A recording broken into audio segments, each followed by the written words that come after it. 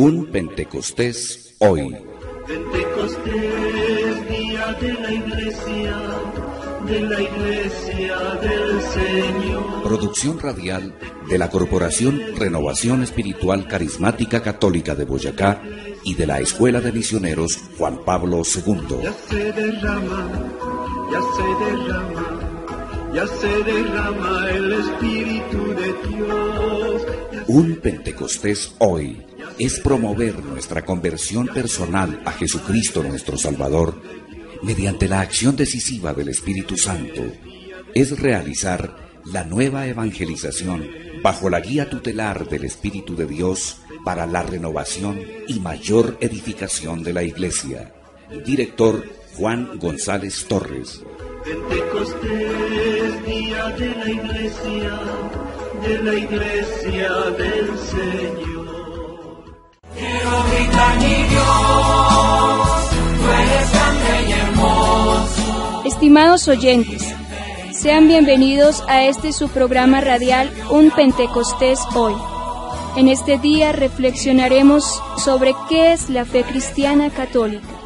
Sean ustedes bienvenidos. Queridos hermanos que nos escuchan, sean bienvenidos hoy a reflexionar acerca de este tema muy importante para nosotros los cristianos católicos, sobre qué es la fe cristiana católica.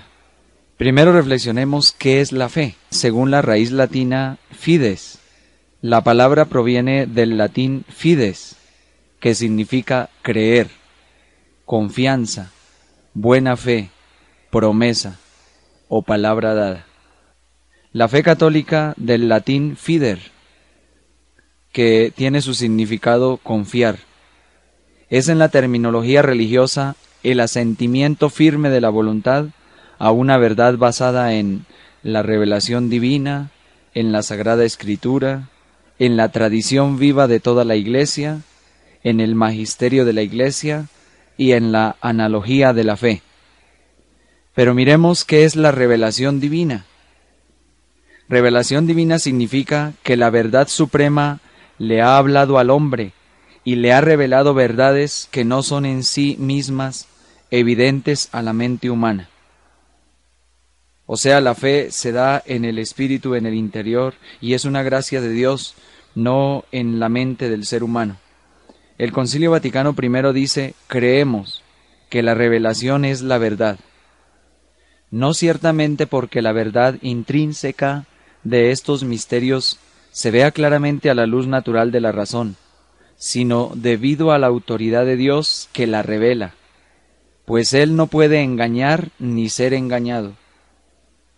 Todo lo que Dios revela es cierto.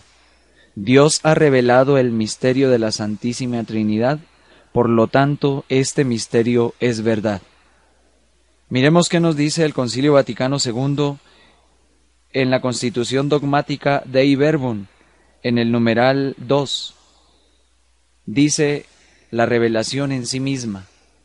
Quiso Dios en su bondad y sabiduría revelarse a sí mismo y dar a conocer el misterio de su voluntad, mediante el cual los hombres, por medio de Cristo, Verbo encarnado, tienen acceso al Padre en el Espíritu Santo y se hacen partícipes de la naturaleza divina.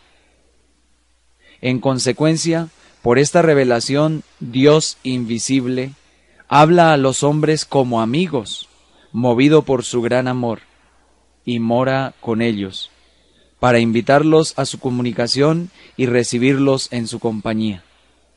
Este plan de la revelación se realiza con palabras y gestos intrínsecamente conexos entre sí, de forma que las obras realizadas por Dios en la historia de la salvación manifiestan y confirman la doctrina y los hechos significados por las palabras, y las palabras, por su parte, proclaman las obras y esclarecen el misterio contenido en ellas.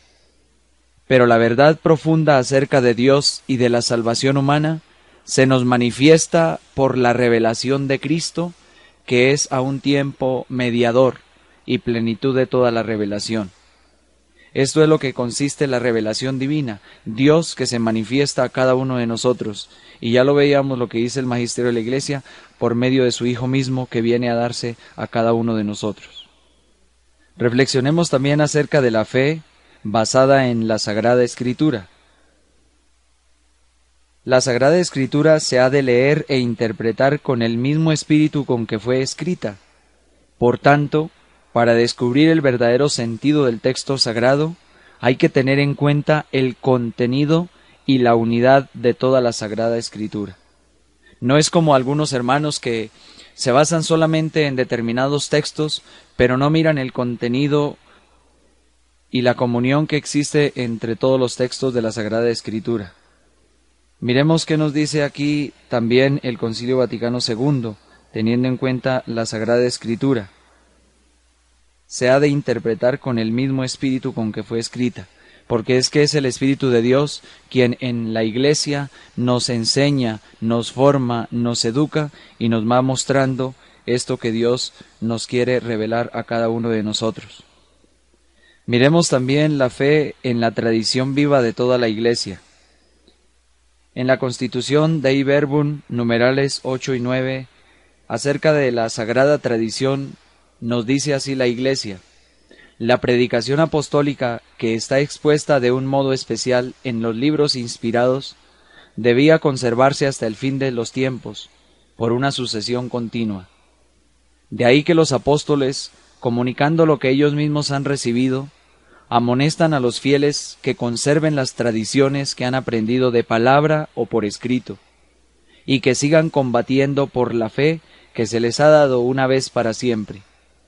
Ahora bien, lo que enseñaron los apóstoles encierra todo lo necesario para que el pueblo de Dios viva santamente y aumente su fe, y de esta forma la Iglesia, en su doctrina, en su vida y en su culto, perpetúa y transmite a todas las generaciones todo lo que ella es, todo lo que cree. Esta tradición que deriva de los apóstoles progresa en la Iglesia con la asistencia del Espíritu Santo, puesto que va creciendo en la comprensión de las cosas y de las palabras transmitidas, ya por la contemplación y el estudio de los creyentes que las meditan en su corazón. Así como María en Lucas 2:19 y en Lucas 2:51 dice que ella conservaba eso en su corazón y volvía y lo meditaba. Es importante que nosotros, teniendo en cuenta la tradición de la Iglesia, la sagrada tradición, vayamos pidiéndole a Dios la gracia de que nuestra fe cada día crezca, que nuestra fe cada día de verdad se manifieste y sea proclamada de generación en generación, porque para eso estamos. Y en este año de la fe el Papa ha querido que nosotros como cristianos católicos, bautizados en nuestra amada Iglesia, seamos testigos y también llevemos a nuestros hermanos esto que hemos aprendido, esto que Dios por su Espíritu nos ha venido comunicando a lo largo de la historia, a lo largo de la Iglesia que el Señor nos quiso poner y comunicar. Miremos también la fe en el magisterio de la Iglesia. El magisterio de la Iglesia tiene el oficio de interpretar auténticamente la palabra de Dios, oral o escrita. Ha sido encomendado únicamente al magisterio de la Iglesia, el cual lo ejercita en nombre de Jesucristo. Pero el magisterio no está por encima de la palabra de Dios, sino a su servicio, para enseñar puramente lo transmitido. Seguimos reflexionando aquí en el Concilio Vaticano II, en la Constitución Dei Verbum, en el numeral 10, acerca de la tradición y magisterio también. Dice: la tradición y la escritura constituyen, pues, un solo depósito sagrado de la palabra de Dios, confiado a la Iglesia. Es Dios quien a la amada Iglesia le ha confiado este deber de interpretar y de transmitir a los fieles la fe. Fiel a este depósito todo el pueblo santo, unido con sus pastores en la doctrina de los apóstoles y en la comunión, persevera constante en la fracción del pan y en la oración, de suerte que pastores y fieles colaboran estrechamente en la conservación, en el ejercicio y en la profesión de la fe recibida. Pero el oficio de interpretar auténticamente la palabra de Dios, escrita o transmitida, ha sido confiado únicamente al magisterio vivo de la Iglesia, cuya autoridad se ejerce en el nombre de Jesucristo. Este magisterio evidentemente no está sobre la palabra de Dios, sino que la sirve, enseñando solamente lo que ha sido confiado, por mandato divino y con la asistencia del Espíritu Santo, la oye con piedad, la guarda con exactitud y la expone con fidelidad, y de este único depósito de la fe saca lo que propone como verdad revelada por Dios para que sea creída. Es evidente, por tanto, que la Sagrada Tradición, la Sagrada Escritura y el Magisterio de la Iglesia, según el designio sapientísimo de Dios, están entrelazados y unidos de tal forma que no tienen consistencia el uno sin el otro, y que juntos, cada uno a su modo bajo la acción del Espíritu Santo, contribuyen eficazmente a la salvación de las almas. Por eso es importante que nosotros miremos qué nos enseña el magisterio de la Iglesia, no basarnos teorías simples de hombres que hablan o dicen lo que quieren según su conciencia o según su manera de pensar. Pero para eso Dios en nuestra Iglesia ha dejado este magisterio para que nos enseñe, para que nos eduque y nos forme en la fe cada día. También miremos que la fe es una verdad basada en la analogía de la fe. ¿Pero qué es este término, analogía de la fe? Por analogía de la fe entendemos la cohesión de las verdades de la fe entre sí y en el proyecto total de la revelación. Miremos qué nos dice el Papa Juan Pablo II en el Catecismo de la Iglesia Católica en el numeral 114. El Papa nos dice que es importante estar atento a la analogía de la fe. Ya decíamos que analogía de la fe entendemos la cohesión de las verdades de la fe entre sí y en el proyecto total de la revelación. En el griego clásico pisteuo se usaba para significar creer. Básicamente fe es confianza, certidumbre, convicción, seguridad. En el Nuevo Testamento fue escrito en griego, no en español, y el sustantivo griego pistis es traducido fe en muchas traducciones de la Biblia. Por ejemplo, en Mateo 17:20 dice, si tenéis fe, o sea, pistis, como un grano de mostaza. Tened fe en Dios, dice en Marcos 11:22, tened fe en Dios. La fe, según la raíz hebrea, pistis, fides. En el Antiguo Testamento la palabra hebrea significa esencialmente firmeza, inmutabilidad. ¿Qué es inmutabilidad? Que no cambia, que siempre es igual, es el mismo.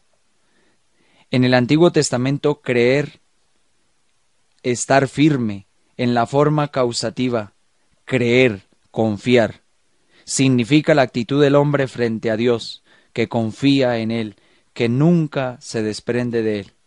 Esta actitud implica el asentimiento de la inteligencia, la confianza del corazón y la obediencia de la voluntad.